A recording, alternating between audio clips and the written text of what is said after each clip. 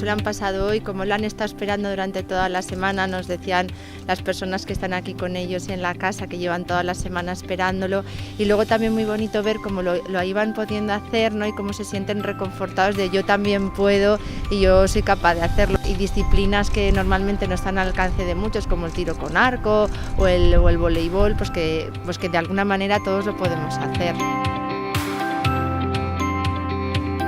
Que los deportistas de Fero, los paralímpicos, lo hacen muy a gusto, pero hay que fijarse en los nuestros, bueno, en los míos, para ver la alegría que tienen y la aportación que les dan.